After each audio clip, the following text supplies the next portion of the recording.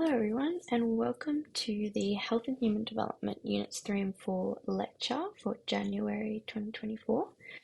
So first of all, just like to welcome you all to ATAR Notes. So we have a bunch of resources which are free for everyone to access, and I think these are super helpful for any student going into year 11 or 12 doing VCE. So we've got study notes, like there's hundreds that you can download. We've got lectures, such as the one that you're currently watching. And I also went to these when I was in year 11 and 12 and found them really helpful. We've got online Q&As where you can ask questions, see what other people are asking, and get some really good quality answers back. We've got videos online, newsletters, the ATAR calculator, except to be a little bit careful with this one. You don't want to get too tied up on numbers, but it is good to sort of give you an estimate. We've got articles with study strategies and tips, and lots more on our website. We've got thousands of study resources with ATAR Notes Plus, which is sort of like a subscription that gives you access to a bunch of different topic tests, practice sacks, practice exams, course notes, study guides, anything you really could need. You've got access to all of that. So welcome everyone, my name is Miranda and I'll be running the lecture for you today. So please feel free to chat any questions in the live chat or anything that you'd like help with, please ask away. So I graduated in 2022 with an ATAR of 97.3 and a study score of 47 in HHD. Last year in 2023 I undertook a gap year and I'll commence a Bachelor of Medical Imaging this year. So I love going to the gym and learning songs on the drums. That's a little bit about me. So we're obviously looking at health and human today. So yeah, any questions, just pop them in the chat and I'll do my best to get to you as soon as possible. So let's start off with some tips. So there's sort of 3 rules of thumb with health and human, and it's important that we build a foundation from the start. So here are like 3 sort of guidelines that can help you, because the structure for health and human is a bit weird. It's very wordy. So if you're sort of like English, you might sort of like the way that you structure answers in this subject. It's not quite as like sciencey as PE or bio or anything like that, but it is very wordy. So first of all, linking. There's a lot of linking in this subject. We link everything together, like examples, different topics, different areas of study, so much linking. We should be utilizing a cause and effect structure in our answers to ensure all our links are in place. So your marks within a response will be more often than not linked together with therefore or this causes or this positively/negatively impacts. So it's always sort of something happening which has an effect. So cause and effect with most questions and answers. And we're always sort of using examples and linking different concepts together, which gives us this cause and effect structure. The second tip is to be specific. So this is why it's really important if you want to stand out in health and human. You can't sort of just know a brief overview of all the content. You want to sort of know specific examples for everything. So think of your answer as a funnel. You start with many possibilities, but it should ultimately be centered around a very specific example relevant to the question. So you want to sort of have these specific examples that show you really know what you're talking about and that you really know the content, that are really specific and like shows a example in real life of what you're talking about, not just sort of giving the definition of something. You want to be a bit more specific and give more detail than that. So you're doing it right if you have loads of E.G and such as and for examples. So there's lots of examples in health, a lot of marks. Like if there's a 3-mark question, sometimes the 1 mark will be an example. There's just a lot of giving examples for the topics that you're talking about when answering a question. Also, don't be definitive. So this isn't really talking about like giving definitions. This is more about how you answer a question. So health and human is very like in society, how things work in the world, the health of the world. So you don't really want to talk about this will happen, this impacts, this is going to do this, because everything is sort of up in the air. We're not 100% sure about everything. So try and use words such as may or is likely or may impact, things like that, rather than this will happen. This is going to cause this, because we're not 100% sure. So you can't always assume that something will happen. We've kind of got to keep it very brief and broad with like the impact something might have. So area study 1 is understanding health and well-being. So in today's lecture, we're going to look at area study 1 and area study 2 of unit 3. Except because there is so much content in health and human development, we have got a little bit of area study 2 missing, but that's okay because that'll be in the next lecture series that you can look at. And most of you will sort of only really have an idea of area study 1 at the moment, and then we'll look at area study 2, which will get you prepared for when you go back to school. So, health and well-being and the dynamic subjective nature of each, the interrelationships between dimensions of health and well-being, benefits from optimal health and well-being individually, nationally, and globally, the WHO prerequisites of health, indicators of health status, factors that contribute to variations in health status between population groups within Australia, smoking, alcohol, high BMI, dietary risks, impact on burden of disease and health status. So these are the topics that we're looking at in area study 1. I feel like this area of study really sets up for the rest of the year. Like a lot of these topics, like health and well-being, the indicators, a lot of these different topics really are spread throughout the rest of the year. So if you're really strong in this topic, I think that's a really good sort of head start for the rest of the content and the rest of your SACs and obviously the exam in the end of things. So here we've got the definition of health and well-being. So here is some sort of weird definition. So we think everyone kind of knows what health is, but to define it is quite tricky. So the definition of health that we have here is the one from the World Health Organization, so the WHO. So health is a state of physical, mental, and social well-being, and not merely the absence of disease or infirmity. So this is a definition that you probably need to know off by heart. It could be asked in the exam, and you've got to give the WHO definition, not sort of your own version of what you think health is for this question. So there's a few definitions in health that I recommend you learning off by heart. These two are definitely one of them, as it's a little bit specific with sort of these first few definitions, but some other concepts, it's better to sort of know a broad idea and be able to explain it yourself. But there's some which I'll mention that I think you should know word by word, and the actual definitions by like the WHO or whoever has released them. So yeah, with health, we're looking at how it's not just a physical thing. So we're not just talking about health is like eating healthy, exercising, having an immune system that functions well. We're looking at the fact that there's different aspects that influence it as well. So we're looking, there's mental and social aspects of well-being, of health, that affect how healthy we are. It's not just about our body and about how our body's functioning. There are other aspects. So I think that's sort of what they're trying to explore here, especially with the subject of health and human development. We're looking at not just physical health, definitely. And you'll see this throughout the study design as well.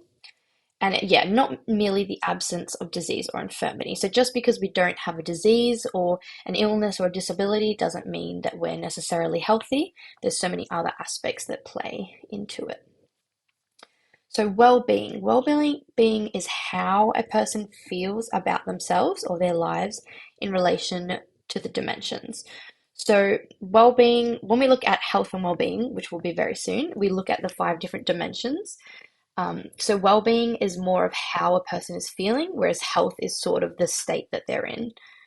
So yeah, I recommend these 2 definitions you get pretty comfortable with, as health and well-being are kind of the center of the whole subject of health and human development.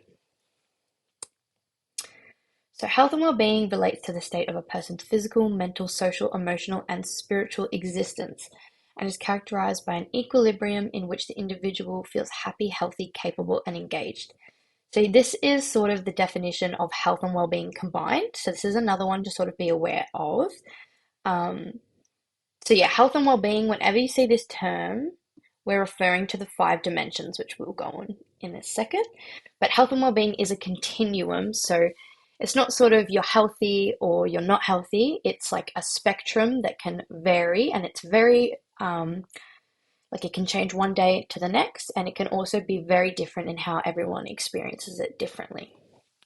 So yeah, we're referring to physical, mental, social, emotional, and spiritual. So there are 5 dimensions, which hopefully sound a little bit familiar to you guys. Hopefully, if you've started looking at some of the content, that will be a little bit familiar to you. And is characterized by an equilibrium in which the individual feels happy, healthy, capable, and engaged, allowing them to sort of live the life that they want to live. So here are the dimensions of health. We've got this little acronym you can use, PMSs, or you can sort of use, there might be a bunch of different acronyms out there that you can use to help you remember this. So we've got physical, mental, social, emotional, and spiritual. So knowing sort of a brief overview of each one is really important, as well as knowing the aspects. I think that's the most important part. The aspects are like little examples of how each one can appear in an example. So making sure that you know them really well, as you'll be using them in questions all throughout the year. These 5 dimensions are also not isolated, but they're interrelated and they influence each other. So there's also the interrelationships between dimensions, which we'll look at soon, and that is sort of how each one impacts the next one. It's like a chain of events, cause and effect. It's like a cycle that keeps going around. Physical can impact mental, then mental health and well-being can impact social, and so on. They all have an effect on each other.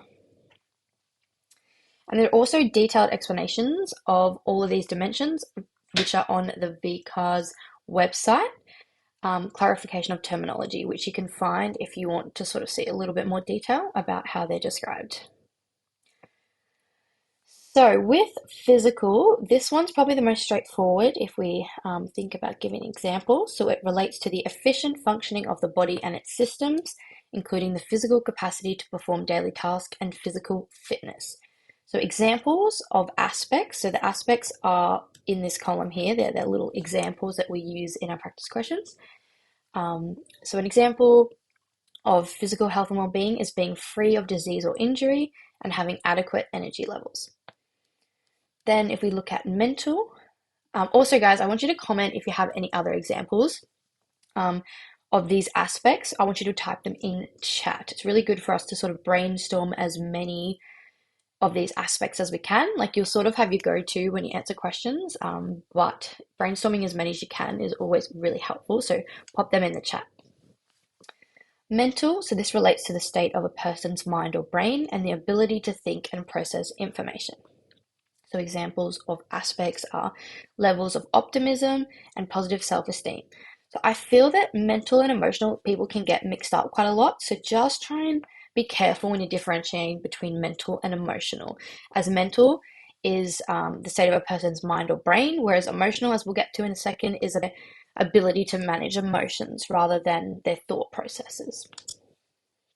So social, this refers to the ability to form meaningful and satisfying relationships with others and the ability to manage or adapt appropriately to different social situations.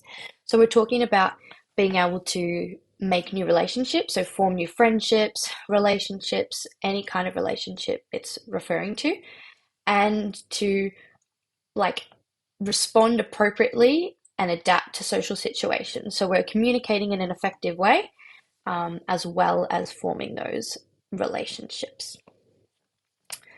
So aspects of these are having a supportive network of family and friends and the ability to form and maintain productive relationships. Then if we look at emotional, so as I said, this refers to the ability to recognize, understand, and effectively manage emotions, as well as the ability to display resilience. This one here is really important. When we think of resilience, a lot of people will put resilience in the mental health and well-being column, whereas resilience is actually an emotional one. Because if we think of being resilient, you're sort of coping with your emotions and responding and bouncing back despite sort of how you feel. Whereas mental, more about your ability to process thoughts, your optimism, self-esteem. So just try and separate them if you can, but just remember resilience is always emotional health and well-being. I'll put a little E there. if you can even tell that's an E. There we go. So yeah, managing and expressing emotions appropriately. So, if we had something really sad happen to someone and they cried, like, we'd still say they're managing their emotions effectively because that's an appropriate response. Whereas if someone was super, super happy and they were like screaming of rage, like, that's not an appropriate emotional reaction. So that wouldn't be managing and expressing emotions appropriately, if that sort of makes sense. And being resilient, as we just discussed. Then we've got spiritual, which relates to the ideas, beliefs, values, and ethics that arise in the minds and conscience of human beings. So this one's all about sort of what people believe in, what they live by, what they value in life, all those sort of concepts that people believe in and they live their life by. So this could be believing in God or believing in a higher power, having a sense of belonging, a positive meaning and purpose in life, anything sort of around that, like, spiritual sense of guidance in their life, which is really important. Like, they're all just as important as each other, and they all influence each other and work together to sort of form someone's health and well-being. So, emotional health and well-being versus mental health and well-being. So these ones can get a little bit similar, but it's important that we can differentiate them. So emotional health and well-being relates to appropriately experiencing, identifying, and managing emotions, whereas mental health and well-being relates to the nature of feelings and thoughts. So try and separate them the best you can. But yeah, mental is about sort of our mind, our thoughts, and how, if these are negative or positive thoughts, whereas emotional health and well-being is about expressing, managing, identifying, experiencing emotions, all about emotions. So, for example, if an individual undergoes a breakup, the person may feel a low level of optimism, so hopefully you can pick up that's mental health and well-being, regarding the future of that area of social connection, compromising their mental health and well-being. However, if the individual is experiencing embarrassment, they are expressing the appropriate emotions, promoting emotional health and well-being. So you might think of embarrassment sort of as a negative emotion, but because of this situation, undergoing a breakup, that's sort of like an appropriate emotional response to the situation. So it's still expressing appropriate emotions, which promotes their emotional health and well-being. So they're sort of letting out an appropriate emotional response. Okay, so now we're going to look at a question. So this is from 2013 VCAR exam. So Men's Shed is an initiative of the Australian Men's Shed Association. It's been developed in many local communities across Australia, and it offers men an opportunity to socialise with other men in their community and learn new skills, such as woodworking and restoration of old furniture. The Australian Men's Shed Association is a not-for-profit organisation that is funded by the federal government. It is now the largest association in Australia focused on men's health and well-being. So, the question is, for 4 marks, explain 2 ways in which this initiative could impact men's health and well-being. So if you want to have a go at this question and pop it in chat, go for it. Or if you want to save this for later and you can have a go by yourself, this is a really good practice. So for 4 marks, we're going to assume that we have 2 different dimensions and linking it to the case study. So a dimension and how it links to the case study, another dimension and how it links to the case study. So we're going to look at some answers now, but still feel free to have a go by yourself. You can always go back and do it. It's really great to get good practice of practice questions early on and continue that throughout the year. But we're going to look through the answer. So the initiative is aimed at encouraging men to socialize with others in their community. So that's 1 mark. So it refers to the case study, through which they may be able to form meaningful relationships and improve their social health and well-being. So there we've linked to a dimension, so social health and well-being, that's the 2nd mark. And also, I want you to note that we're talking about improving their social health and well-being. So we're giving it a direction. We're not just saying this impacts their social health and well-being or has an effect on the social health and well-being. We're saying what effect it has. So we're saying it improves, it has that positive effect.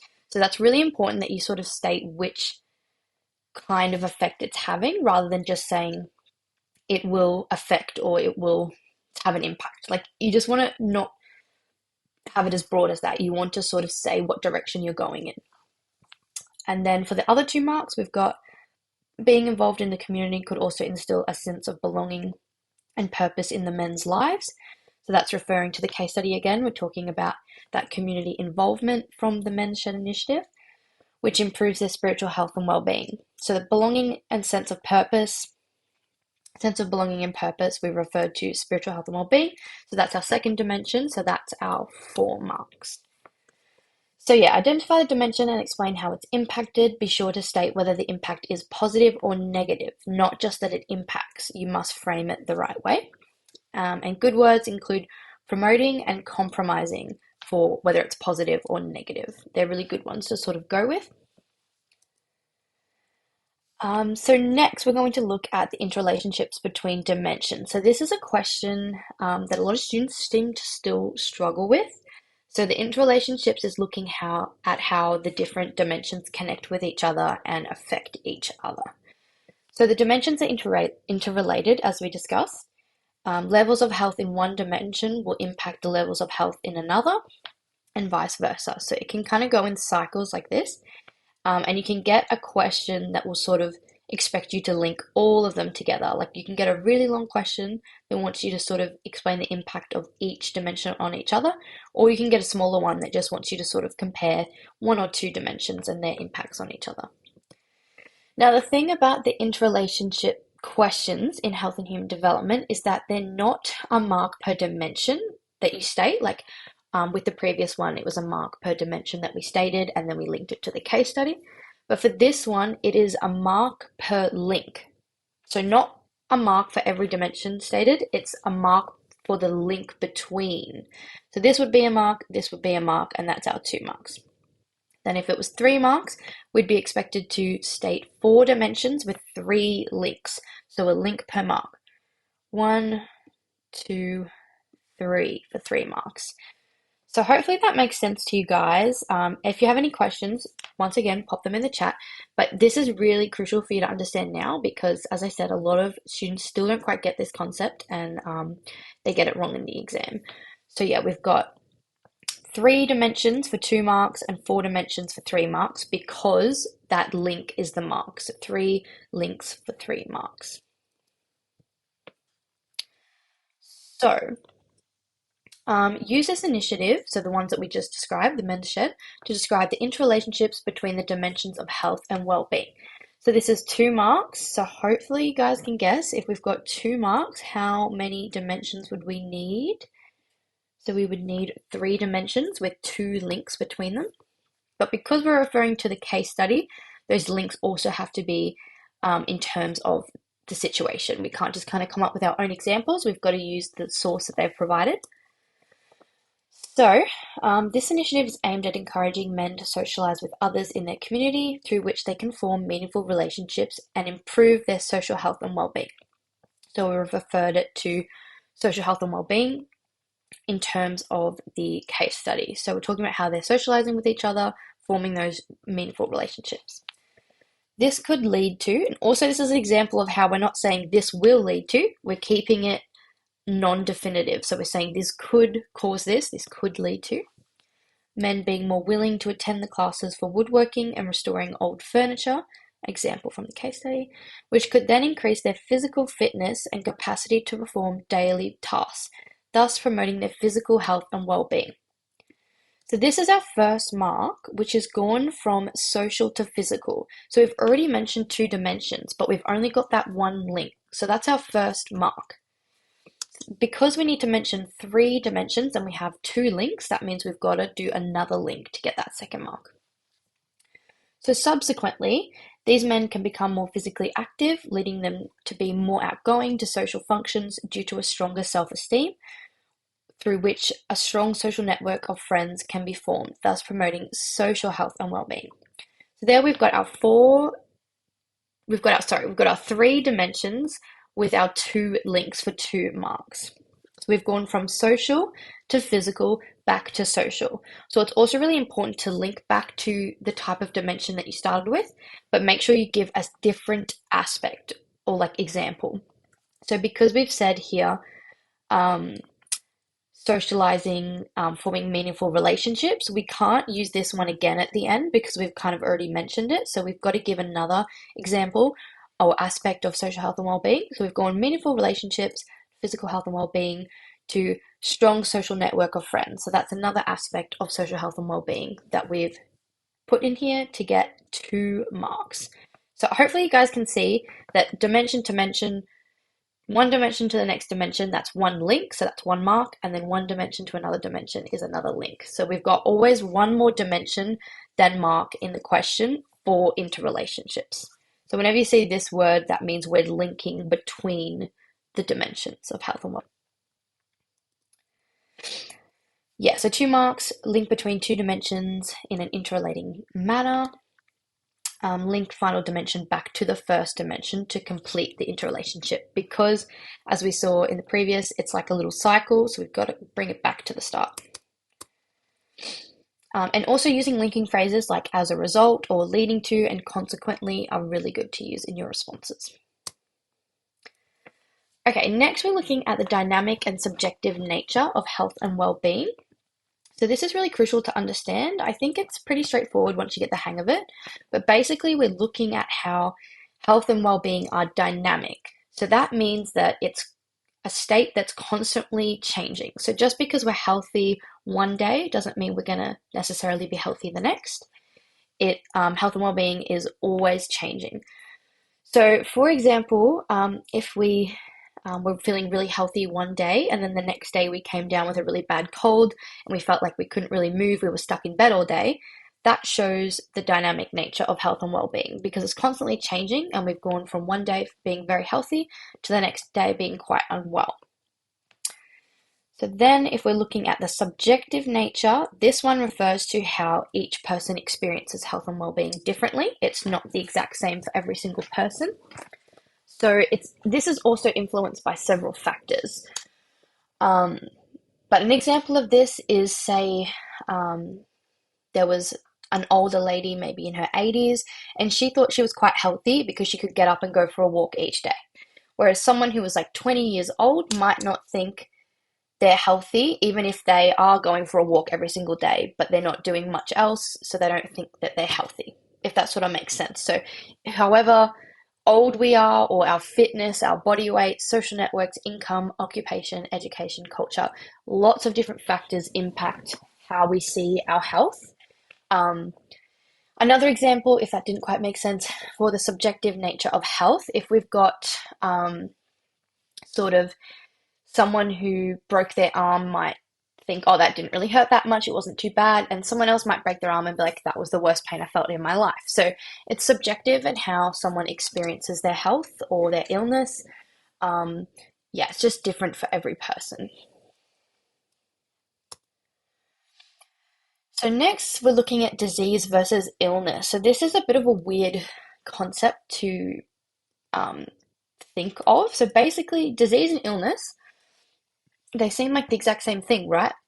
But they're actually quite different in health and human development. So when we think of disease, this refers to the actual impact that something's had. So it refers to the physical or mental disturbance involving dysfunction or tissue damage. So it's the actual damage it's caused to someone, like to their body or their mental health. So the actual ailment, for example, a broken arm. Whereas illness is the feelings around this disease, so the experience of the disease. So the feeling that comes with the disease, for example, the pain from the broken arm. So disease is the broken arm, illness is the pain from the broken arm. So they're a little bit different, even though disease and illness, a lot of people will use interchangeably. They are different, so just make sure you recognize that. Yeah, so illness is our experience, disease is the actual impact. Yeah, illness is a subjective experience of a disease based on factors such as pain threshold, age, and past experiences. So optimal health and well-being as a resource. So we can view optimal health, which is being sort of at our best health that we can be, as a resource, having benefits to many people, and also we can look at it on a national level and a global level.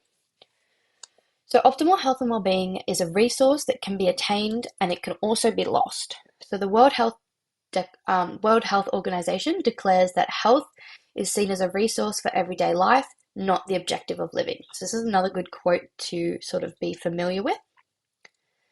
So it's a resource that helps us to live, but it shouldn't be the reason we're living. So we shouldn't be trying to obtain health as like our life goal, but it's a resource for helping us to live and achieve our health, like our life goals. There's good examples in the HHD course notes for ATAR Notes Plus that illustrate this concept if you want to have a look at them. So here's a table that I think really sums up the benefits of optimal health and well-being, this sort of concept all in one. So we're looking at it on an individual level, national and global. So we need to know examples for all three.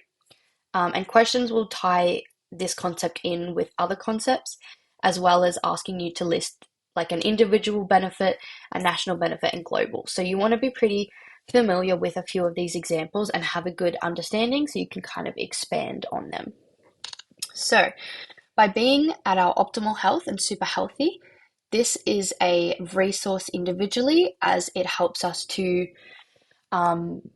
become employed, to obtain education, whereas if we were really sick, we wouldn't really be able to go to school or go to university if we were in and out of hospital or suffering from a really bad condition or disease. It helps us to increase our income because we're able to work and get paid. It helps us to access necessities, so we'll be able to go to the grocery store and buy what we need. We have access to water, we have a house, we have a roof over our head, we have access to healthcare, we can afford treatment, that kind of thing. Recreational activities, so we can participate in other activities in our life. We're not sick and injured and unable to participate in other activities. We can live more independently, so if we were really sick, we might need a carer or a family member to look after us to make sure that we are okay, whereas if we're healthy and at optimal health, then we can live independently on our own. We've got lower healthcare costs as we're not always going to the hospital. If you're at optimal health, you're not paying for as much like treatment and medication, surgeries, anything like that. So you've got less healthcare costs, which is always great. And increased enjoyment of life as you're not suffering that illness that goes with disease. If you're at optimal health, you've got sort of a better view of your life as you can enjoy it. You don't have to worry about sickness and your disease and managing it. So they're the benefits to an individual. Then if we look at the nation, so if all the individuals within a nation were at optimal health, it would contribute to the economy. So everyone's sort of working more because they're healthy and they can work, which makes all the average, like the productivity at work higher so that we can make more money and that money can go back into our economy to use for other things. We've got higher taxation revenue, which sort of goes hand in hand with more people going to work, being more productive. We're making more money as a country. The government can improve infrastructure because we have that extra money that we can use on things that we need. We can create emphasis on health promotion, so focus even more strongly on preventing diseases and things that can be prevented, such as like lifestyle diseases such as heart disease, cardiovascular disease, chronic obstructive pulmonary disease, lots of those things. We've got less burden on the public health system as well because less people are sick, less people are in the hospitals all the time, so we can sort of keep the strain off the hospitals and the public health system so that everyone can access it a bit better if like Australia was more at optimal health. Then globally, we look at the benefits of optimal health and well-being as a whole globe. So if everyone over the globe had more optimal health and well-being, I mean, it's a pretty unrealistic goal to think that everyone globally would be at optimal health and well-being, but in an ideal situation. This would enable universal access to healthcare, so everyone across the world could access healthcare. Whereas in Australia, we're pretty lucky. Most of us have universal access to healthcare. We can get it whenever we need, but globally is a different story, so we could improve everyone's access to healthcare. We would reduce rates of communicable and non-communicable disease. So if you haven't heard these terms before, communicable means an infectious disease, one that spreads from one person to another, and non-communicable disease is one that can't be, like, it's not contagious, it can't be spread. So it's like something like cardiovascular disease, it's sort of caused by a person's own actions. Not always, but it can be, and it's not like infectious, it's not contagious and spread to another person. So reducing rates of both types of diseases, increasing emphasis on other transnational issues. So because everyone's sort of a bit more healthy, they'll have better functioning immune systems and less likely to contract these infectious diseases. And if we're looking after ourselves, our optimal health and well-being, they're less likely to develop lifestyle diseases like cancer, cardiovascular disease, type 2 diabetes, and asthma from smoking, things like that. Sort of making the whole nation a lot healthier. Increased levels of peace and security. So if we're, as a globe, at more of an optimal health and well-being, it increases the levels of peace and security as we're, sort of trading more with other countries, increasing our relationships with other countries as we have the money to spend and form those relationships between other countries, which keeps the peace. We can have more secure systems in place, that kind of thing.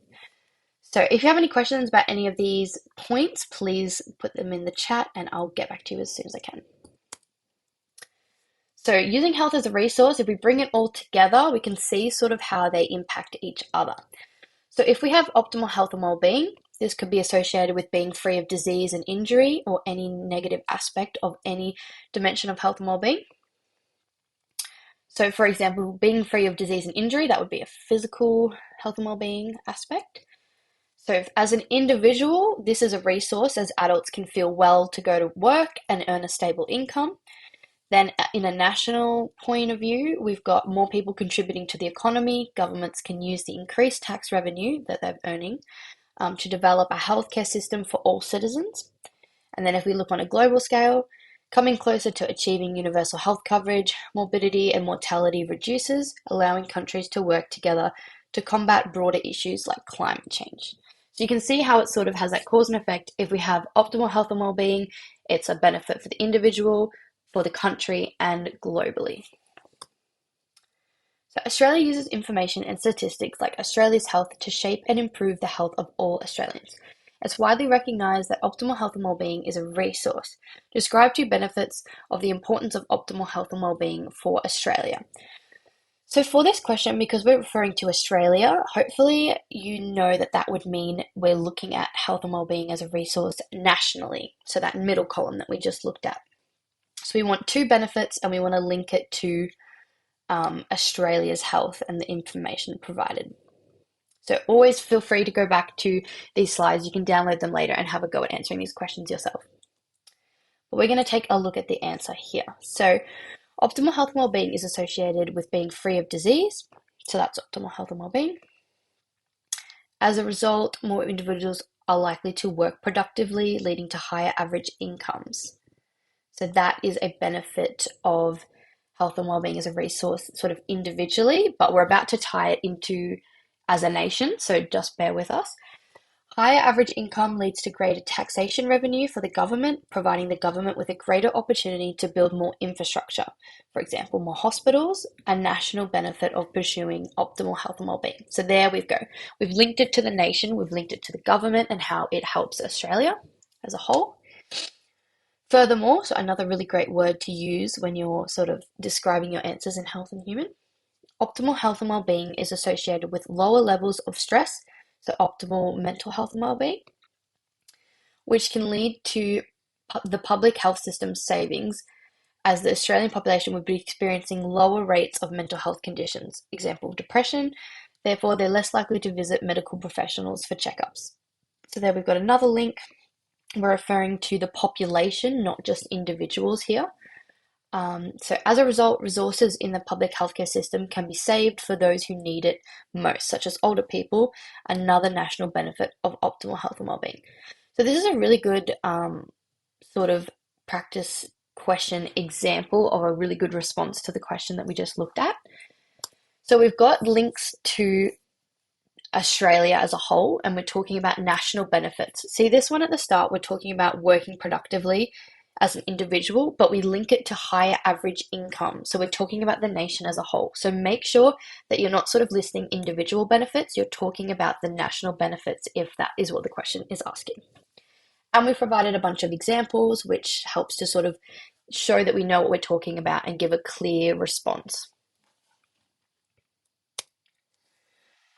So, the prerequisites of health are by the World Health Organization, and they're sort of essential factors that the WHO says that need to be in place first before health can be optimally achieved. So, if we want to achieve optimal health and well-being, we kind of have to have these 9 prerequisites in place first. So, you can use a acronym for this. I found it really helpful. There's PESFRIES or PESIFIS. I use this one here. People should eat food, including some sustainable salad every day. I don't know why that one kind of just stuck with me, but I recommend using an acronym for these as they can get a little bit confusing. So we've got peace, education, shelter, food, sustainable resources, income, equity, social justice, and stable ecosystem. So we'll just quickly go through each of these as they're pretty straightforward, but just in case you're a little bit confused, we'll just quickly run over them. So peace is the absence of conflict.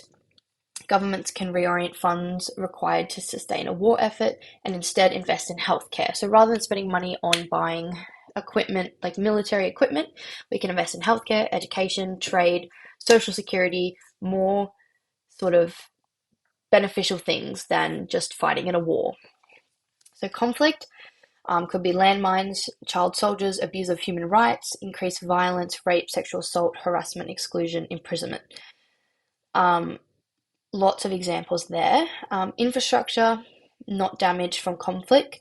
That means more people can be employed, receive education, receive healthcare. Whereas if that's my Apple Watch. If these buildings are destroyed, people can't really go and study or go to the hospital. So by keeping that infrastructure maintained without sort of having war destroying everything, these 3 factors are sort of maintained, which is really important for people's health and development. We've also got reduced risk of displacement, reduced refugees. Shelter, we've got a structure that provides protection from the outside environment. Might be good to just know that definition, as shelter is sort of a weird term to define, so just to be aware of it is always good. So adequate shelter provides protection and a safe place for people to spend their time. Safe water, sanitation, preventing those infectious communicable diseases. Awesome. Education, so literacy and numeracy are needed to seek employment, earn an income, which an income's needed to provide food, water, healthcare, everything. So we need that education to get a job. And also education, we need health literacy to understand what keeps us healthy. So for people to be educated and understand how to take control over their health, so for example, practicing safe sex, washing hands, getting vaccinated, that really helps people to maintain their health and well-being as well.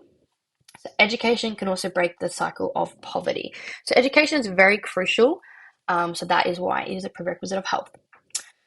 Food, so food security means we've got nutritiously adequate food all year round. We're able to access food at all times. We're not sort of running low or starving or anything like that. So this strengthens the functioning of the immune system, which prevents communicable diseases such as malaria or measles.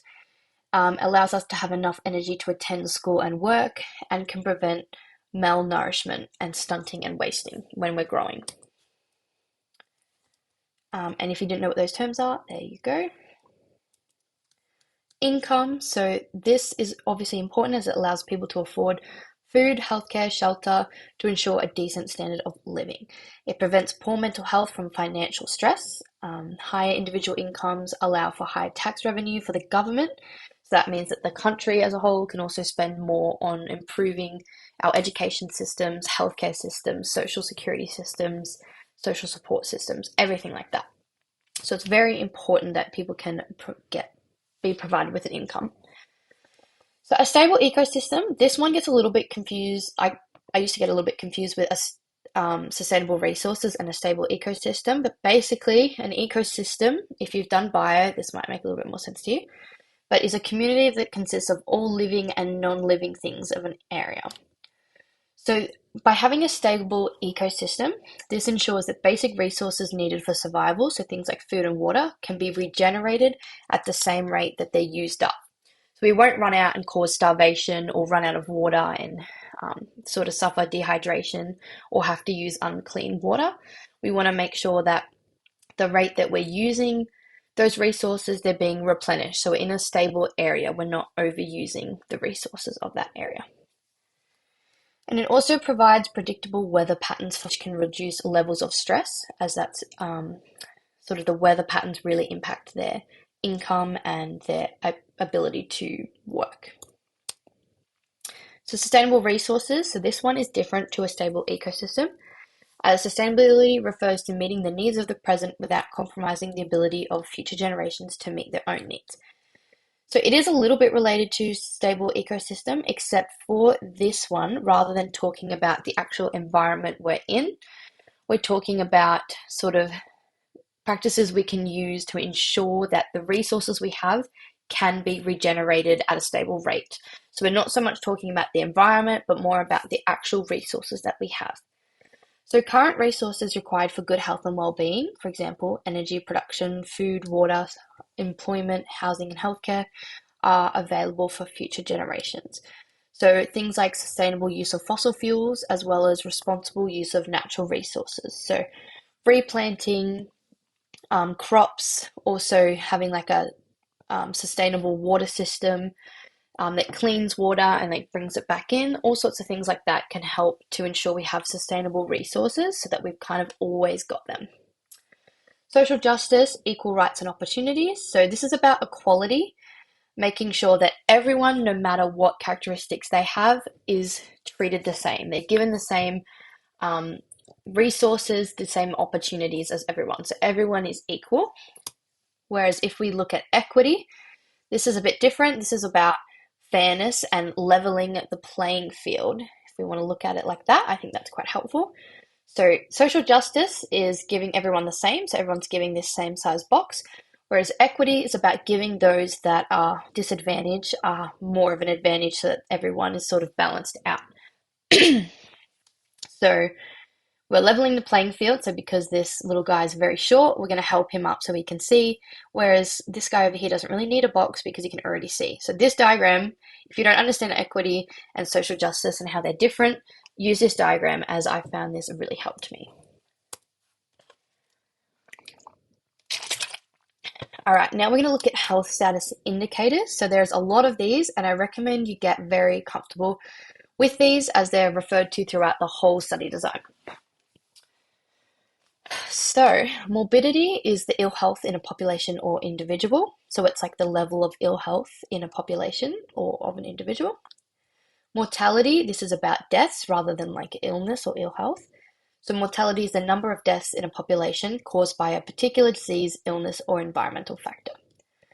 Also, all of these, I recommend knowing like the actual definitions, as they may ask you to define them. Incidence, this is the number of new cases of a particular condition at a specific time, whereas prevalence is the overall number of cases of a particular condition at a specific time. So the difference between incidence and prevalence, just think of incidence as new cases of a particular condition, whereas prevalence is the overall number of these cases of a particular condition at a specific time. So these keywords are the difference between incidence and prevalence. Once you sort of figure that out, they're pretty straightforward. But yeah, incidence, new cases, prevalence, the overall number of cases. Burden of disease, so these are measured in dailies. So it's a measure of the impact of disease and injury. It measures the gap between current health status and an ideal situation where everyone lives to old age free of disease and disability. And it's measured in dailies. So burden of disease is the measure of how diseases, disability and injury is impacting the population. So dailies are a combination of years of life lost and years of life lost due to a disability. So years of life lost are the number of years of life lost due to premature death, whereas years of life lost due to disability is the years of life lived with disability. So the years of healthy life lost due to living with a disability. Life expectancy, an indication of how long a person can expect to live. It's the number of years remaining to a person at a particular age if death rates don't change. That's important to mention. Then we've got health adjusted life expectancy. So life expectancy is just the number of years. It doesn't take into account ill health, whereas health adjusted life expectancy does. So it's a measure of burden of disease based on life expectancy at birth, but including an adjustment for time spent in poor health. We've got under 5 mortality, infant mortality, and maternal mortality. So I haven't put the definitions for these ones in, but make sure you're familiar with them. Under 5 is the number of deaths per 1,000 live births of children under the age of 5. Infant is number of births of children under the age of 12 months per 1,000 live births, and maternal is this one's a little bit different, but it's per 1,000 live births because it's a bit of a more rare thing than the other two. So maternal mortality is the number of deaths of women due to pregnancy-related causes. So during pregnancy, and I think it's 6 weeks after childbirth, and it's measured per 100,000, whereas others are 1,000. Self-assessed health status, so this is a person's perception of their own health or the population's health. So this one's very subjective. The others are sort of all measured in numbers, whereas self-assessed health status is a very sort of less accurate, more subjective view of health status. Yeah, if you ever see health status, so in a question, if it says describe how something impacts health status means refer to any of these terms. So it refers to the indicators. So you must use one of these in your response. Yeah, and know the definitions of these. It will really help you. So, 5 steps for interpreting graphs. So you'll see a lot of graphs in health and human development. A lot of questions have graphs that you'll need to interpret. It's pretty straightforward once you get the hang of it, but there are a few steps that can help you. So make sure you read the title of the graph, read the horizontal and vertical axes, and look at the units that it's measured in. Look at the key if there is one, any additional notes, and then look for trends, similarities, and differences between data, as sometimes there'll be multiple sort of sets of data on one graph. So try and take in any trends or anything that you can sort of notice that you will need to annotate and analyze. So here we've got identified 2 trends from the graph in relation to the proportion of premature deaths at ages 15 to 64 years. So if we look at 2 of the trends, so you can see that it's going up. We've got our male and females, we've got our key, we've got our deaths per 100,000, we've got our title here, we've got a little bit of extra information. So SES is social economic status, which you'll definitely know that by the end of the course. High, we're going to low, and then here we're going upwards in deaths.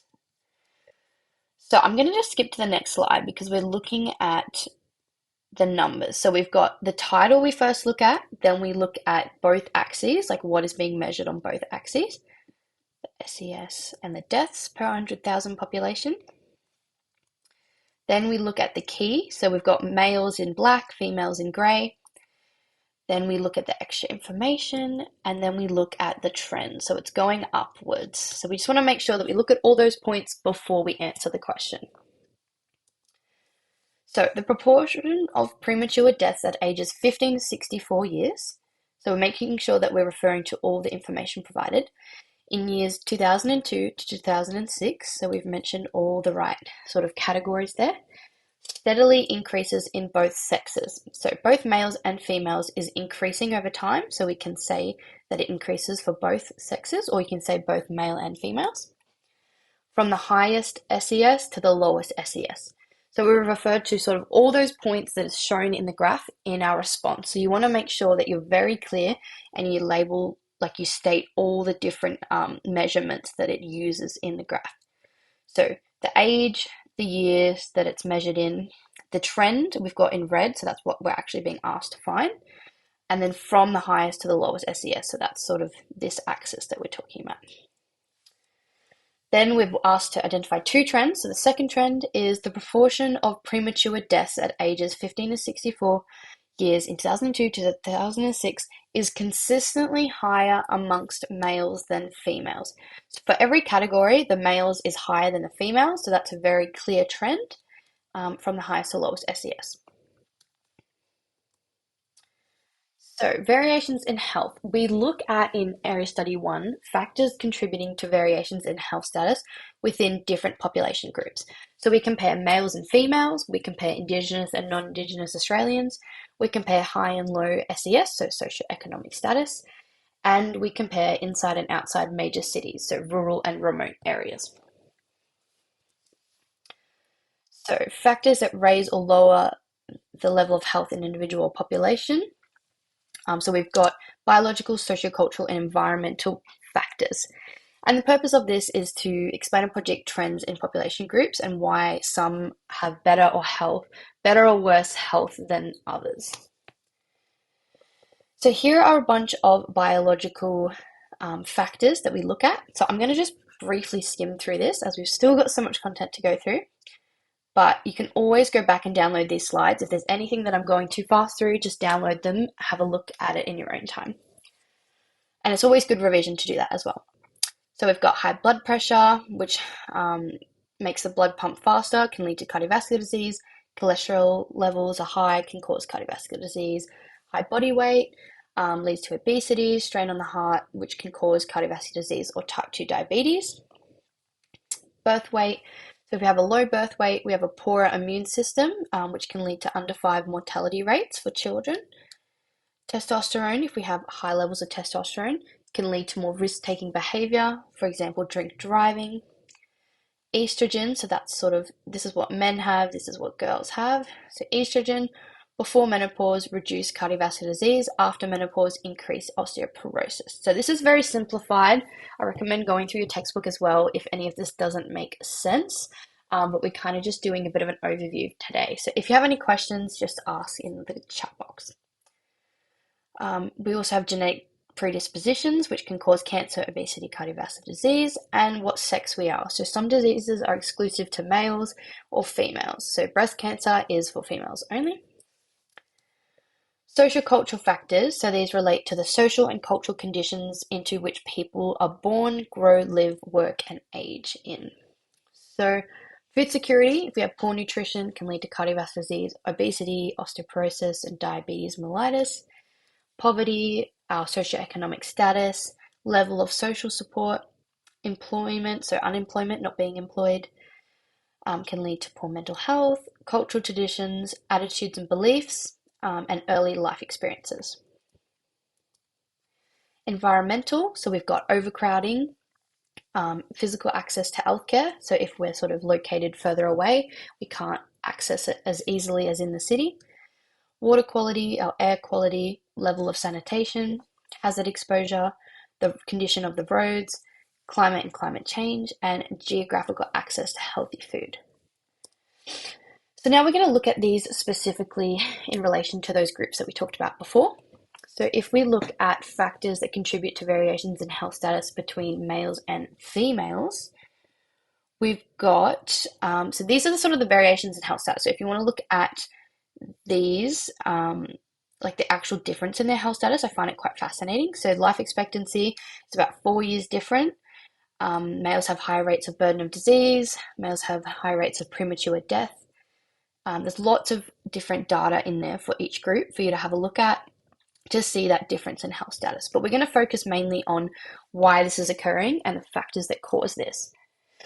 So our genetics, so what sex we are, males store more fat around their abdomen, which is just a genetic thing. So they store more fat around their abdomen, which increases the strain on their major organs, which are located in that area, increasing the risk of cardiovascular disease. Whereas females tend to store their body fat near their hips and thighs, therefore they don't have as much of a risk of this cardiovascular disease as there's not as much fat in that area. Females also have high level of estrogen, which acts as a protective factor against cardiovascular disease during menopause. So this is a hormone that men do not have. So then genetics, if we're looking at hormones, males also have high levels of testosterone, which increase their levels of risk-taking behaviors, means they're more likely to have injuries and hurt themselves. Access to healthcare. Males are perceived stereotypically as the macho man image. So this is a stereotype, which means they're less likely to access healthcare as they see it as a sign of weakness. This is a really bad one, as we shouldn't be viewing it this way at all, but a lot of men see it this way, which increases their risk of chronic conditions due to them not seeking early intervention or help, as they think that they're trying to be tough and not seek healthcare.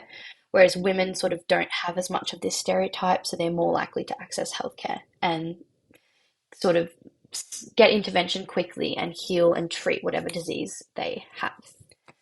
Unemployment. So when unemployed, males often tend to feel more pressure than females, increasing levels of mental health issues, such as depression. Unemployed males have higher morbidity levels than unemployed females. So that's sort of another almost stereotypical thing, but when unemployed, males tend to experience more negative effects than women. And work environment. Males are more likely to work in outside occupations, which increases risk of skin cancer. They're more likely to work in transport and spend prolonged periods of time on the road, increasing risk of road trauma compared to females.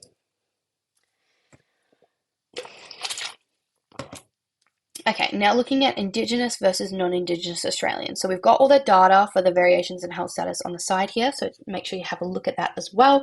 But let's get straight into the reasons for these differences in health status.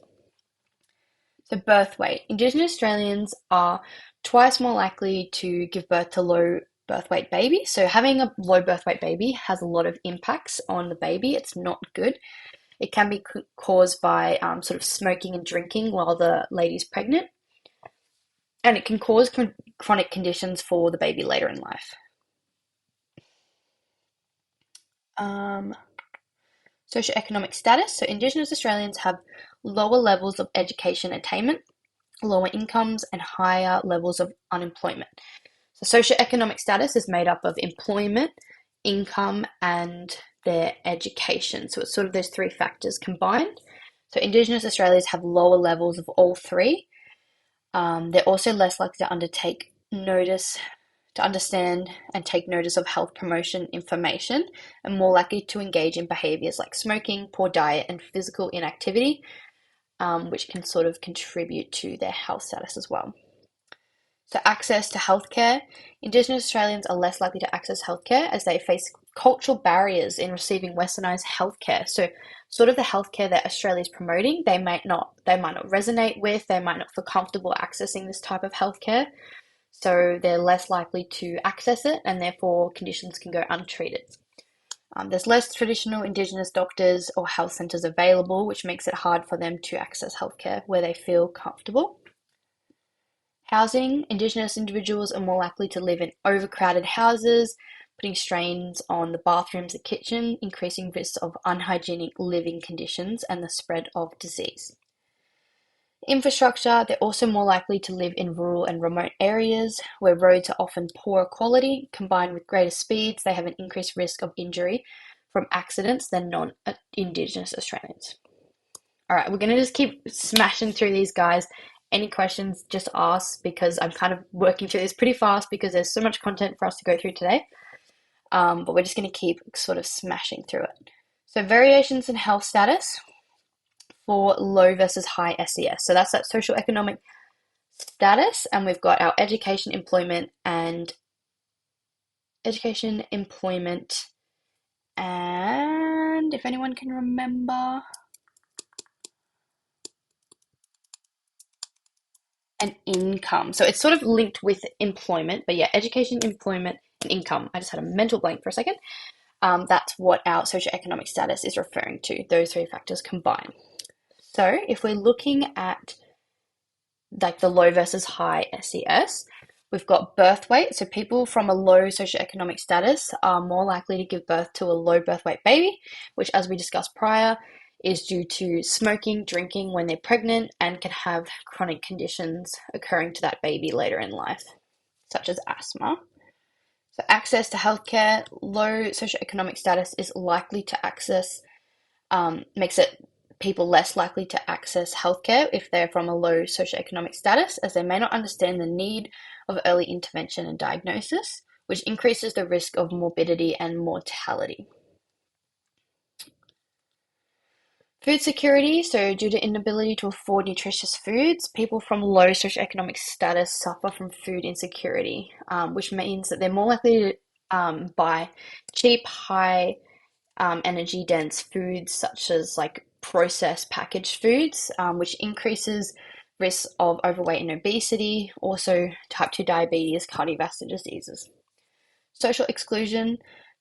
People from low socioeconomic status groups are more likely to experience social exclusion, as they may feel disconnected, as they may not be able to afford like going out to the movies or going out for dinner or other things that people would do, and that might increase levels of mental health conditions.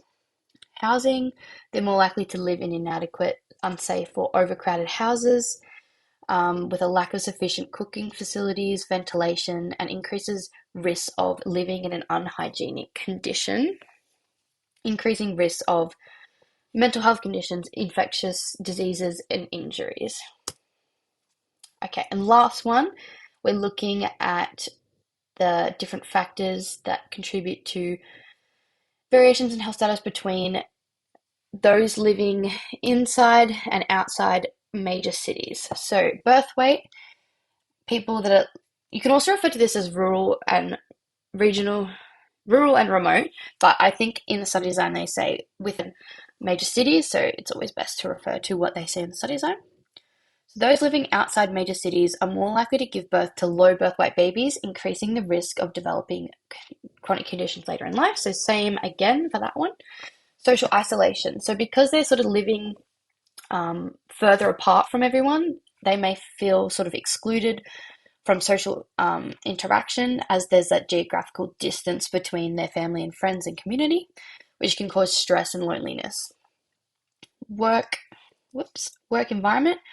People in rural and remote locations often experience outdoor work environments. So like farming, mining, and trade is more likely to occur outside major cities, which means they're exposed to hazardous work. So like the sun causing skin cancer, heavy machinery, like big machines or anything sort of dangerous like that, that's sort of outdoors, like mining and stuff like that, which can cause injuries. Whereas in the office, in the city, there's a lot more like office jobs, which are generally a lot more safe. The geographic location of resources, so the access to healthcare would be lower for those living outside major cities. They have to travel further to find healthcare, so it makes it sort of harder for them to access it. Infrastructure, outside Australia's major cities, the roads are a lot less safe, which can increase risks of road accidents and injuries.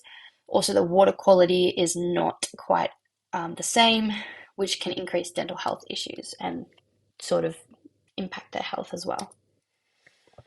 So the questions for this tend to be quite formulaic. A lot of questions in health and human development are like in a formula once you get used to the marking scheme.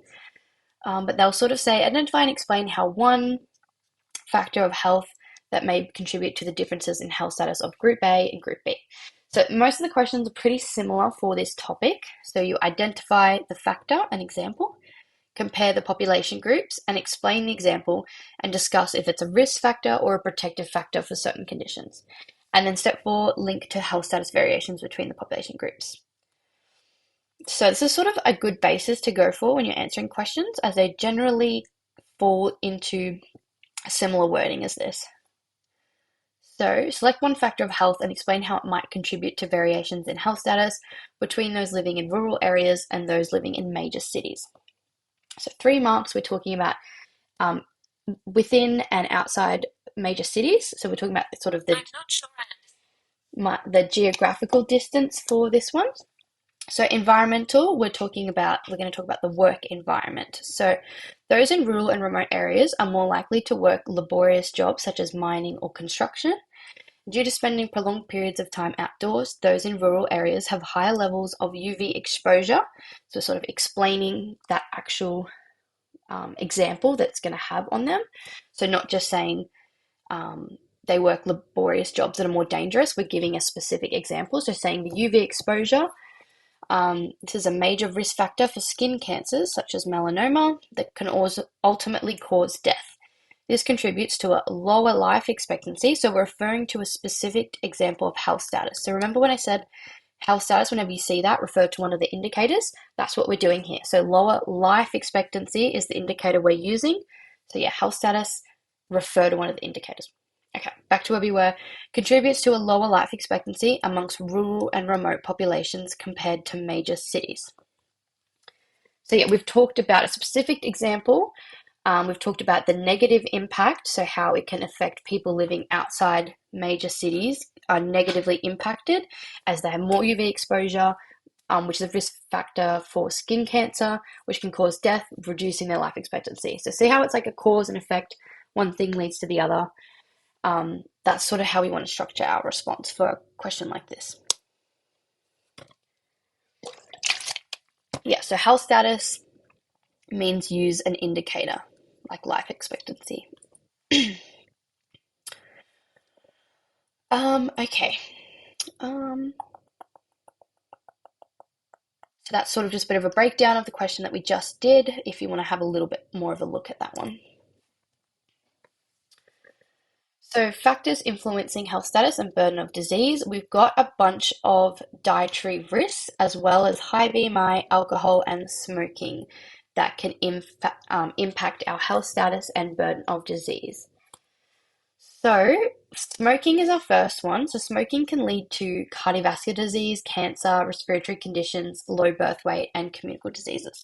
So I'll quickly go through each one, sort of how they lead to it, but we've kind of got to get a move on. So I'm only going to briefly go over it. So cardiovascular disease, smoking increases blood pressure. The chemicals cause atherosclerosis, which is a buildup of plaque sort of on our blood vessel walls, which makes it harder for the blood to get past, which increases our risk of heart attack and strokes.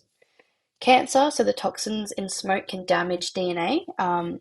That some of this DNA is used to protect us from cancer. So this can cause abnormal mutation of cells, and the tumor can potentially be cancerous and cause lung cancer. So respiratory conditions. The respiratory tract is a set of mechanisms that protect the lungs from injury, but the chemicals that are inhaled when smoking overwhelms this system, damages the airways, and reduces the airflow that gets to the lungs, which can cause conditions such as COPD, so chronic obstructive pulmonary disease. Low birth weight, so this is sort of what we were referring to before. So mothers who smoke during pregnancy increase the chances of a low birth weight baby, as the fetus is sort of getting sent through like all the different toxins from the smoking rather than nutrients, which risks premature death. Then communicable diseases, so these infectious ones, by smoking it lowers our immune system function, which increases the chance of us developing an infectious disease like pneumonia. So now we're looking at alcohol. So we can get liver diseases. So alcohol is filtered through the liver. If we consume too much alcohol, it can scar this liver tissue and cause cirrhosis of the liver. Child defects. So if we consume alcohol when pregnant, it can increase the risk of fetal alcohol spectrum disorder, as well as low birth weight and premature death. Cardiovascular disease, it can cause weight gain, as a lot of alcohols are very high in calories, and if they consume a lot of these calories from alcohol, it can lead to obesity, excessive body weight as a risk factor for cardiovascular disease, type 2 diabetes, and other cardiovascular diseases due to greater strain on the major organs. We can also get injuries, as alcohol lowers our inhibitions because it's a depressant and it makes us sort of not think as logically, which causes greater risk-taking behavior, such as drink driving, which can cause injury, obviously. High BMI. So high BMI can lead to cardiovascular disease because there's a greater strain on the heart because we have sort of a larger body mass. It increases hypertension, which is high blood pressure, and atherosclerosis, which can cause a heart attack and stroke. Cancers, so fat cells inhibit normal cell growth, and those overweight or obese have chronic low-level inflammation. So by having a lot of those fat cells, which sort of interferes with normal cell growth and causes a lot of inflammation, can cause DNA damage and lead to cancer.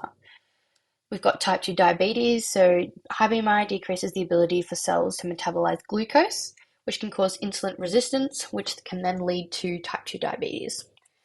Arthritis, so because there's extra pressure on the joints, it can increase the inflammation and stiffness on the joints. And mental health conditions, so a high BMI increases the risk of conditions such as anxiety and depression, especially amongst children. The only thing to note is that high BMI in general is sort of not the most accurate way of measuring a person's health, as if we look at LeBron James's BMI, it's measured by weight over height squared, but because sometimes this isn't necessarily a good way at looking at health, he's technically classed as overweight, but he's a very fit and healthy individual. So BMI, kind of take it with a grain of salt. It's not always the most accurate, but in Health and Human, it can be helpful to see it as a risk factor for disease. So if we look at the dietary risks, we've got quite a few. So underconsumption of the essential micronutrients in vegetables.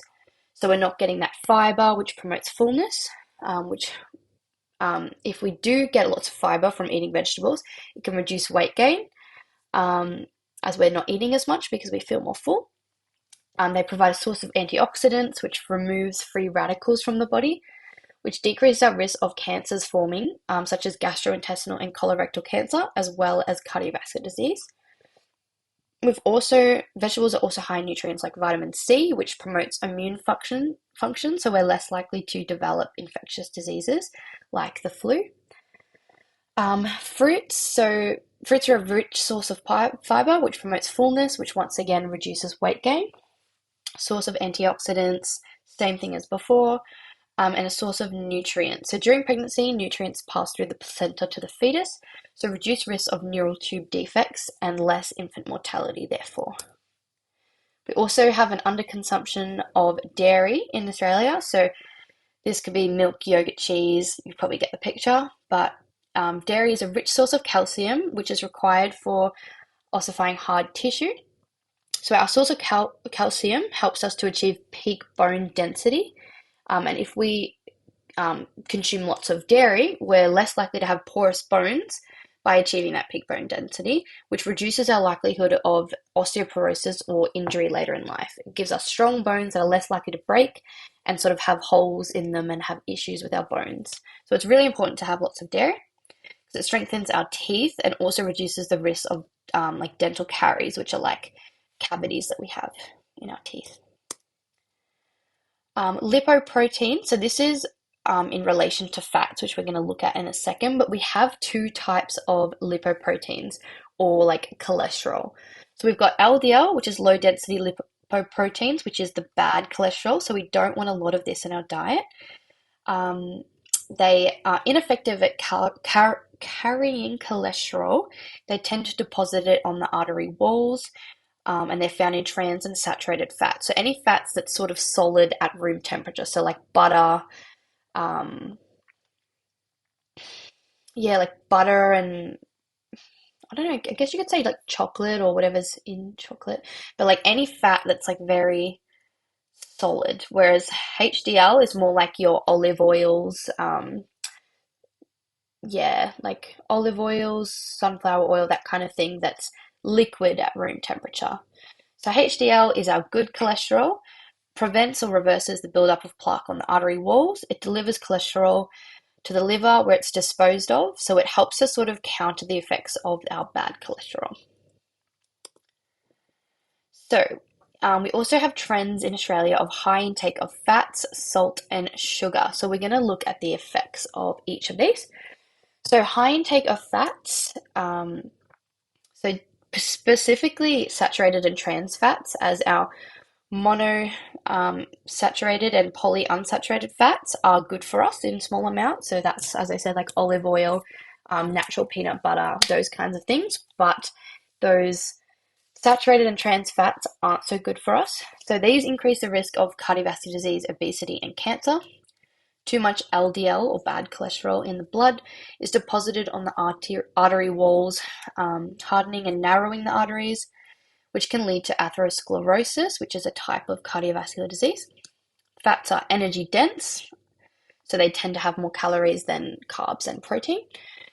So if not consumed, is stored as adipose fat tissue, so that's sort of fat located around our body, which can lead to weight gain over time, which places strain on the heart and increases our risk of coronary heart disease. This is one of the leading causes of death in Australia, by the way. Okay, high intake of salt, so things like olives, cured meats, like salted snacks, anything with like a lot of salt. You probably know more examples than me. So sodium is required to regulate fluids, so blood and water in the body. It's needed for like pH function and everything like that, and sort of our electrolyte balance. Fluid is drawn to sodium, so the amount of sodium influences the amount of fluid in and out of cells in the bloodstream. But if we have, so basically salt's really good for the body, but we shouldn't have too much. So if we have too much sodium, this causes the body to draw excess fluid out of cells, which increases our blood volume and thus contributes to hypertension or high blood pressure of the heart. Excess sodium also causes calcium to be excreted through the urine. So we're taking the calcium from our bones and we're excreting it out, which leads to our bones being demineralized. So that's definitely not what we want, which this over time can contribute to osteoporosis, sort of breaking down our bones. And high intake of sugar, so lollies, soft drinks, fruits, all those kinds of things. The consequences of this excess sugar in the diet can be, we can store it as adipose fat tissue because over time it can lead to weight gain and a high BMI, which is a risk factor for other diseases. Also sugar, I forgot to mention, sugar is high GI, so has a high glycemic index, meaning that they're sort of quick to break down, they release into the bloodstream a lot quicker. They also get used up a lot quicker, so that means we feel hungry quicker than we would if we had like a balanced meal with like carbs, proteins, and fats, whereas we have just high GI sugar, it gets sort of absorbed very quickly and then soon we're hungry again. And that's why you sort of have those sugar crashes where you feel really energetic and then you crash. Sugars provide a food source of bacteria in the mouth, so it can contribute to dental decay and the development of dental caries in our mouth. Sugars also raise blood glucose levels, which can lead to impaired glucose regulation, which can then lead to type 2 diabetes. So impaired glucose regulation is kind of like the onset, like before type 2 diabetes, and then once it gets worse and it's not sort of treated or addressed, it can lead to type 2 diabetes. Then some other dietary risks. This topic kind of goes on forever, but we're still going. So low intake of fiber and iron are another trend in Australia. So low intake of fiber obviously has its effects because fiber is a type of carbohydrate. It regulates the functioning of the digestive system. So soluble fiber attaches to particles of LDL cholesterol to excrete them, which is what we want. We want them out of the body because LDL, remember, is that bad cholesterol. Decreased levels of LDL cholesterol in the body reduces our risk for cardiovascular disease. So fiber also absorbs water to add bulk to the feces, which reduces the risk of cancerous tumor forming. So helps sort of move things through our bowels, which reduces the risk of colorectal cancer. It also promotes fullness, which links sort of back to fruits and vegetables, reduces the risk of over-consuming energy-dense food, preventing weight gain that can lead to obesity. Iron, so we need iron in our diet as well, as iron helps to produce hemoglobin in red blood cells, which is responsible for transporting oxygen around the body for energy. So we definitely need iron because our red blood cells are very crucial in our body. and we need oxygen transported around us. So that's why if you have low iron, you might feel very fatigued or lethargic, or not like you have a lot of energy. So yeah, if we have a low intake of iron, we have diet-related deficiency diseases such as anemia, which gives us fatigue, paleness, and breathlessness. All right, so now we're going to look at practice questions. Once again, feel free to have a go at this in the chat box or come back to this later and have a go for yourself. It's always good to do practice questions, but I'm going to quickly read through this, but you can always come back later. So outline how excessive sodium consumption can have an impact on health status. So hopefully you guys picked up on health status. When it says health status, what does that mean? It means that we need to relate to one of the indicators. So excessive sodium in the body draws water into the bloodstream. This increases blood volume, and it can lead to hypertension due to a greater strain on the heart, which is a risk factor for a stroke or heart attack, increasing mortality rates and thus decreasing life expectancy. So mortality rates and life expectancy, they're the examples of health status that we used in this example. And we've talked about the actual biology of what's going on. So we can't just say excessive sodium increases mortality rates and decreases life expectancy, because that wouldn't be enough information. We've talked about how this actually occurs. So it draws water into the bloodstream, which can lead to hypertension, more strain on the heart, which is a risk factor for a stroke or heart attack, which then causes mortality and decreased life expectancy. So that sort of chain of events we want to make sure we're including to explain our answer to make sure we get full marks. So a mark for the function of sodium, a mark for a link to health status, and a link to a condition, even though it didn't specifically ask us to link to a condition. We've talked about stroke or heart attack specifically. Yeah, so we always want to try and write in a cause and effect format. All right, good job, guys. So now we're going to move on to area of study 2, so promoting health and well-being. So hopefully you guys are still sort of tuning in, as this next area of study is moving away from sort of the basics that kind of set up for the rest of the course and sort of looking at more detailed content. So we look at the health system, a bunch of other things that are quite fascinating. So if you found that first area study a little bit boring, don't stress, because I find that area study 2 is a little bit more interesting and engaging. Okay, so area study 2 overview. So in the study design, we've got reasons for improvement in Australia's health system. Health status. So we've got the old public health, biomedical model of health, new public health, so the social model of health, Ottawa Charter, relationship between the biomedical and the social model of health, Australia's health system, this one's really interesting, health promotion, initiatives for improving Indigenous health and wellbeing, and initiatives for promoting healthy eating in Australia. So we're going to have to sort of fly through this because I haven't got too much time left, but area study 2, the Ottawa Charter, social model of health, all of it's important, but I'd say those two are probably most commonly referred to in practice questions. So try and nail them down as much as you can if possible. So, old public health. This is related to the government actions that focus more on the physical environment to prevent the spread of disease. So this was an old model that people looked at for preventing disease. So it looks at more communicable diseases, so things like diarrheal disease, malaria, cholera, things like that, rather than lifestyle diseases. So we focus mainly on, and I recommend writing these ones down, providing safe water, sanitation and sewage disposal, improved nutrition, improved housing conditions, and better work conditions. Whereas new public health, we're focusing less on the environment. We're still focusing on the environment, but we're looking more at individuals' behaviors. So we consider the physical, social, cultural, and political environments that impact health. So focus on our lifestyle and non-communicable diseases, and we're focusing a lot on health promotion. So yeah, communicable diseases are contagious ones, and lifestyle are diseases linked with the way people live their life, so non-communicable diseases.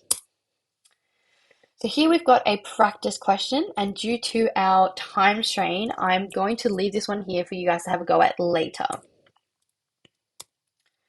Okay, so biomedical model of health. So this model we compare with the social. So biomedical, by just hearing that, hopefully you're thinking of biomedical is about treatment, about physical, biological interventions, treatments putting in place. So it's a model of care practiced by doctors and health professionals associated with diagnosis, cure, and treatment of disease. So that is the main point of the biomedical model. Whereas social, this is about directing efforts to social, economic, and environmental determinants of health, which is done through health promotion. So that's a big focus of this topic. And for health status to improve, we must address these determinants. And it's targeted on a population basis, so not to just like each individual, whereas like biomedical model might be like seeing each patient individually, whereas a social model of health is sort of to big population groups they can address at once. And also the social model of health is basically the same as new public health. So what we just looked at, new public health is literally social model of health. So we've got strengths and limitations for each one. So biomedical model, it's significant advancements in medical technology we can have.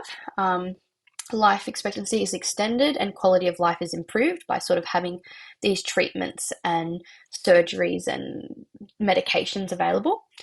But it does not promote good health practices. We're just treating the consequences of perhaps bad lifestyle choices. We're not actually teaching people to change their lifestyle. We're just treating the effects of what the disease has caused. And not all conditions can be cured and treated. So things such as HIV or such as a genetic disease, they can't actually be cured and treated. So they can't always help you out here. Social model of health. So strengths is it's typically cost effective because we can target a lot of people at once.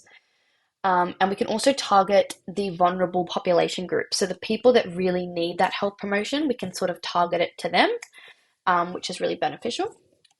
Limitations, health promotion messages can be ignored. So even if we're trying to target a specific population group, they may not want to take in the message, they may not be listening, they can ignore it. And not all conditions can be prevented. So genetic diseases can't actually be prevented. So health promotion isn't always going to fix the problem. So yeah, biomedical, we're thinking treatment, diagnose, curing. Social, we're thinking of sort of promotion, preventing, and educating. So the relationships between the two models, biomedical, we'll just quickly go over this because we kind of already discussed it, but it's a band-aid or quick fix approach, focuses on the physical and biological aspects, diagnosing and treating conditions that are already present, centers around doctors, health professionals, hospital, health clinics, and the focus is on the individual and attempt to cure them. And here's some examples. Whereas the social model of health, it addresses social, environmental, and economic aspects affecting someone's health. There's the 5 principles of the social model, which we will look at in a couple of seconds. It centers around community, policies, education, and health promotion, not just like sort of hospitals and health clinics. And the focus is to prevent ill health. So biomedical model, we're curing the conditions once something's already occurred. So we're dealing with the consequences after that disease has occurred. Whereas social model of health, we're trying to prevent that disease from occurring in the first place. So we don't even want it to occur. And here are some examples. So any health promotion. So here are some examples of how we can see both the social model of health and the biomedical model of health in terms of different diseases. So we'll just look at the first one, but cardiovascular disease. Social model of health might involve education regarding healthy eating in schools to help prevent that from developing, or investment in the environment to encourage physical activity. So same with that preventative approach, trying to prevent it before it occurs. Whereas biomedical could be prescribing blood pressure medication to treat the hypertension because it's already occurred. So we're just treating the symptoms and parts of the condition. Or bypass surgery to treat heart attack and blockage, surgery to treat heart attack.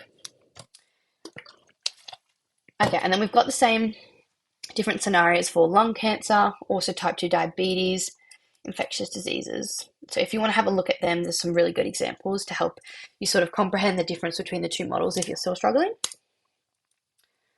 Okay. So explain how both the biomedical and social models of health could be used to reduce the burden of disease associated with cardiovascular disease. So this is a 4-mark question.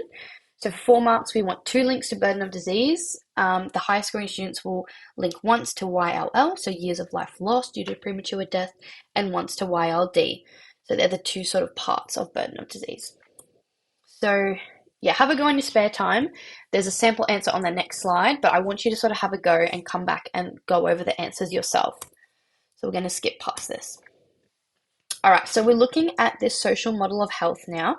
So we've got 5 principles, and they're called areas. So this is a really good acronym. So we've got A, addresses the broader determinants of health, acts to reduce social inequities, empowers individuals and communities, acts to enable access to healthcare, and involves intersectorial collaboration. So the acronym's a little bit weird. Some of them are sort of in the middle, but if you memorize it and get used to it, you will be fine.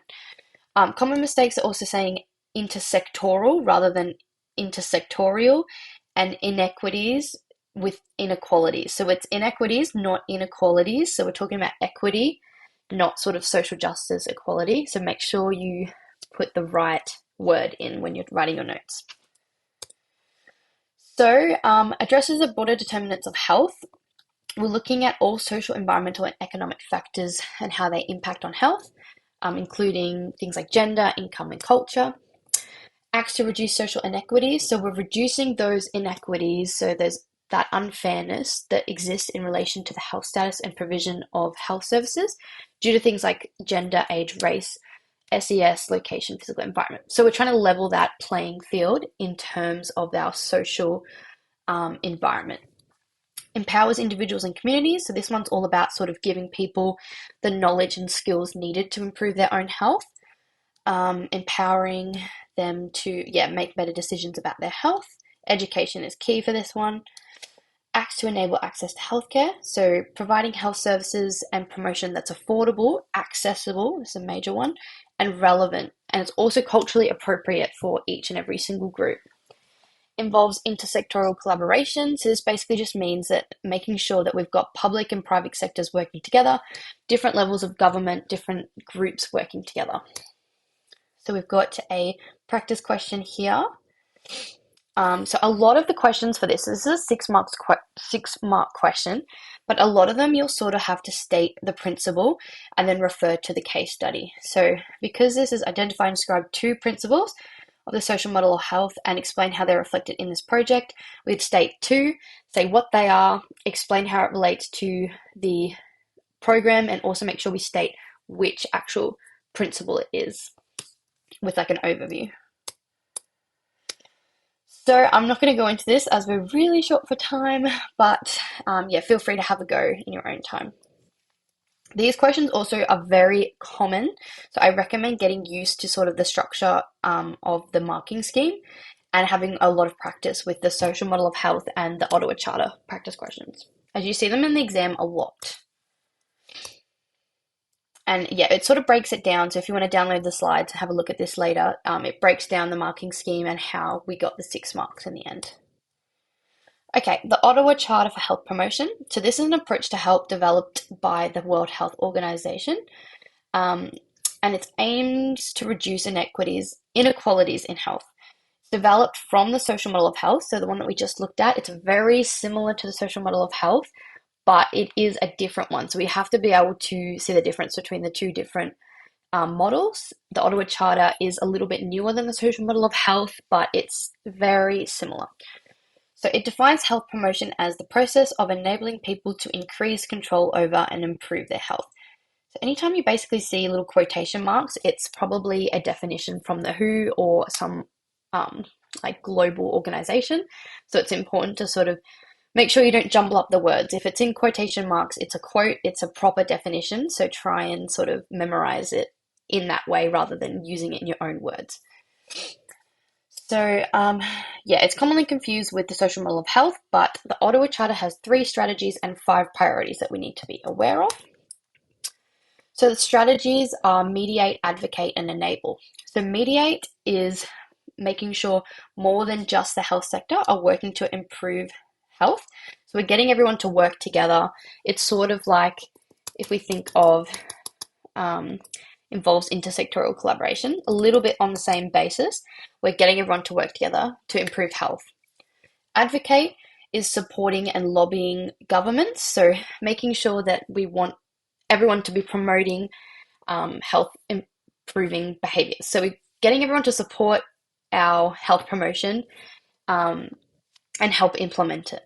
Then enable is equal access and education to make positive health choices. So this means that we're actually making sure that everyone can have access to the health promotion and whatever we're promoting, so they're able to improve their health, and giving them education to understand why they need this and why it will benefit them.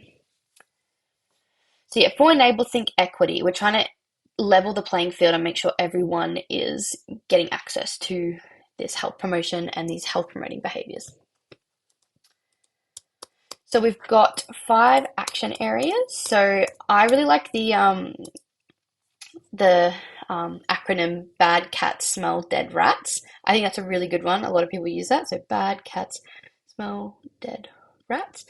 So we've got build healthy public policy, create supportive environments, strengthen community action, develop personal skills, and reorient health services.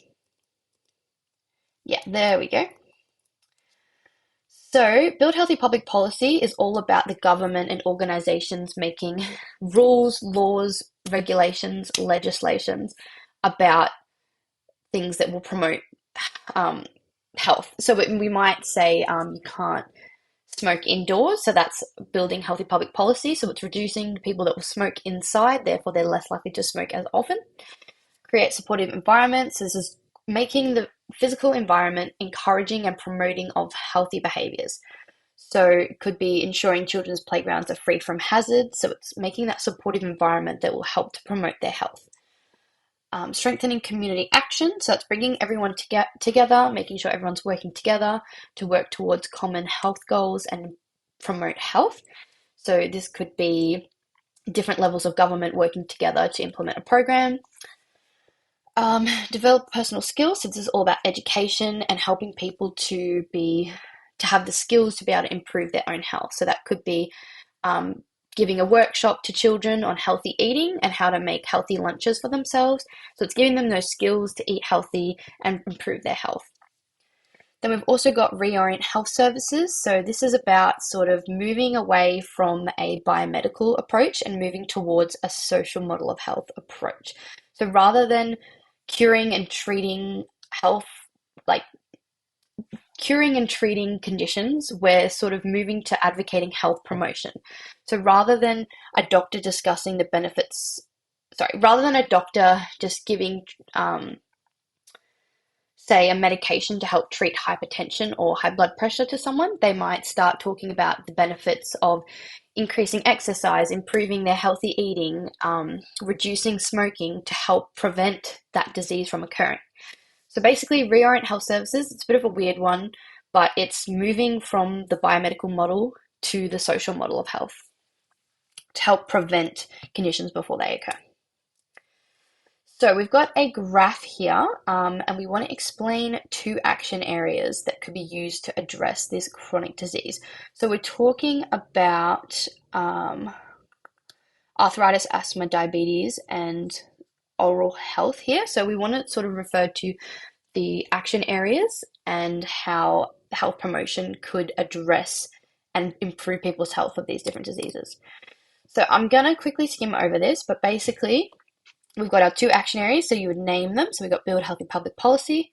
So then we give a quick explanation of this area. So this involves placing health on the agenda of all policymakers rather than simply the health sector. Then we're linking it to the chronic disease from the graph. So in this one, we're going to talk about type 2 diabetes, I think. So to address type 2 diabetes, school canteens could stop selling energy-dense or processed foods and only sell nutrient-dense foods. that prevent obesity, thus placing less strain on the pancreas, reducing the risk of type 2 diabetes. So we've kind of linked it, we've provided all 3 points for the 3 marks, and then for the next one, we're going to do the same thing. So because it's only a 4-mark question, actually we've only got 2 marks available here and 2 here, but if it was a 6 marks question, we would get all 3.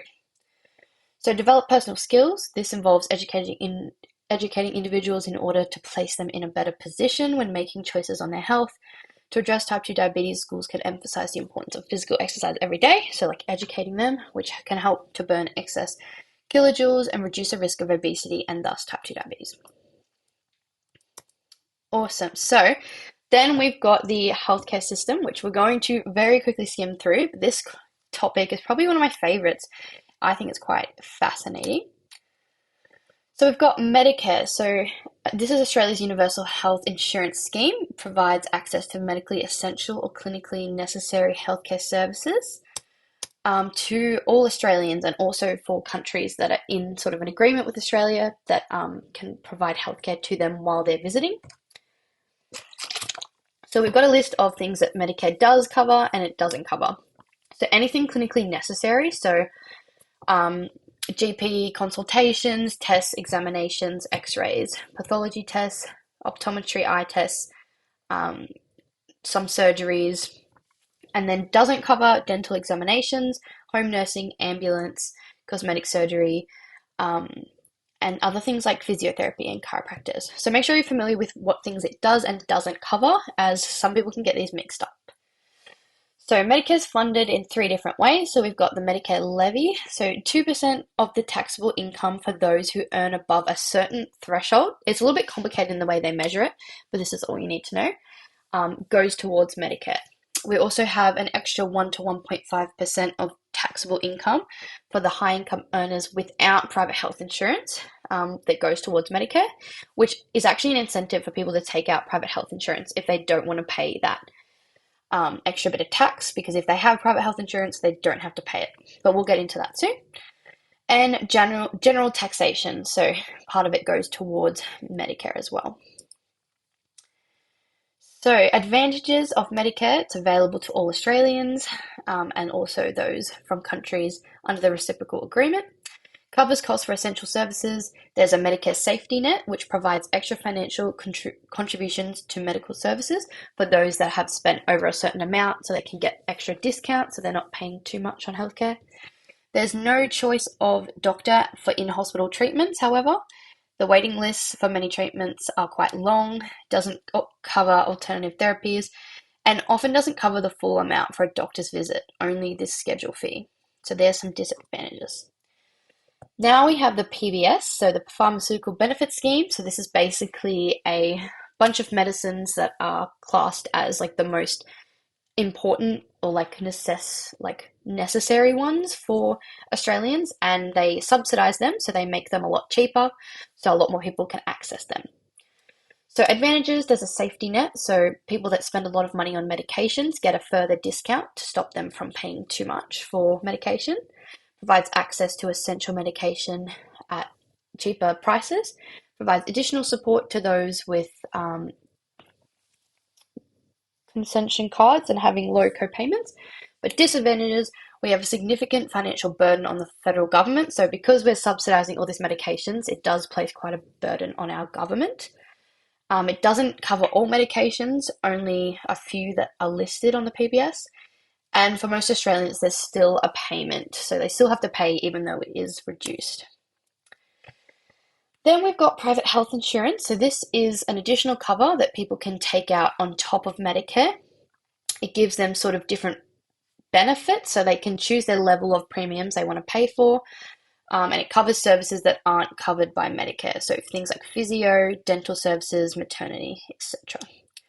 So we have incentives that sort of are things that help the government to encourage more Australians to take out private health insurance, which we do because this helps take the pressure off the Medicare, like public health system. So we've got the lifetime health cover, private health insurance rebate, and Medicare levy surcharge. So these are a little bit weird to explain, so I'm not going to go over them today, but always, as I said, have a look through the notes to get a better understanding of them. But basically, there are different ways in which Australian government encourages people to take out private health insurance, as I said, to take that pressure off the Medicare public health system.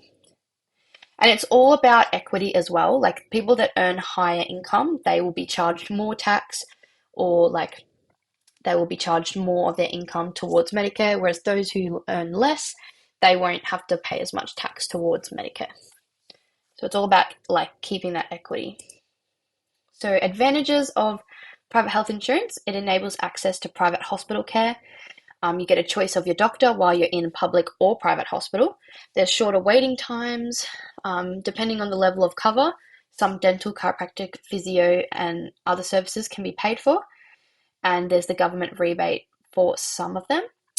But disadvantages: it's costly in terms of the premiums that you want, they must be paid. So it's like on top of your tax and on top of Medicare and everything like that. There's sometimes the gap, so you sometimes still have to pay even if you have private health insurance. And qualifying periods for some conditions. So you kind of have to have certain qualifying periods to get private health insurance or to get things for free. Then we've got the NDIS. So this is the National Disability Insurance Scheme.